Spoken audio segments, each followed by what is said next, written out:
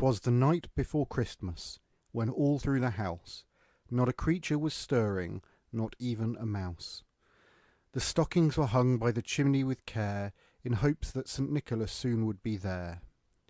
The children were nestled all snug in their beds, while visions of sugar plums danced in their heads, and Mamma in her kerchief and I in my cap had just settled our brains for a long winter's nap. When out on the roof there arose such a clatter, I sprang from my bed to see what was the matter. Away to the window I flew like a flash, tore open the shutter and threw up the sash. The moon on the breast of the new fallen snow gave the lustre of midday to objects below, when what to my wondering eyes should appear but a miniature sleigh and 8 tiny reindeer. With a little old driver, so lively and quick, I knew in a moment it must be St. Nick. More rapid than eagles his coursers they came, and he whistled and shouted and called them by name. Now Dasher, now Dancer, now Prancer and Vixen, on Comet, on Cupid, on Donner and Blitzen, to the top of the porch, to the top of the wall, now dash away, dash away, dash away all.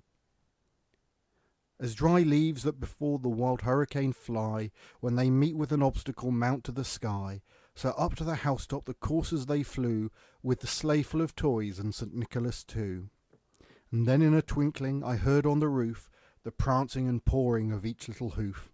As I drew in my head and was turning around, down the chimney St. Nicholas came with a bound. He was dressed all in fur from his head to his foot, and his clothes were all tarnished with ashes and soot. A bundler of toys he had flung on his back, and he looked like a peddler just opening his pack. His eyes how they twinkled, his dimples how merry, his cheeks were like roses, his nose like a cherry, his droll little mouth was drawn up like a bow, and the beard on his chin was as white as the snow. The stump of a pipe he held tight in his teeth, and smoke had encircled his head like a wreath. He had a broad face and a little round belly that shook when he laughed like a bowl full of jelly.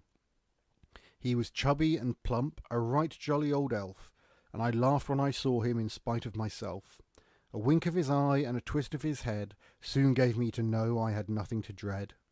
He spoke not a word, but went straight to his work, and filled all his stockings, then turned with a jerk, and laying his finger aside of his nose, and giving a nod, up the chimney he rose.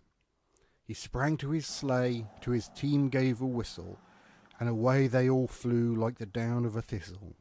But I heard him exclaim ere he drove out of sight, "Happy Christmas to all, and to all a good night."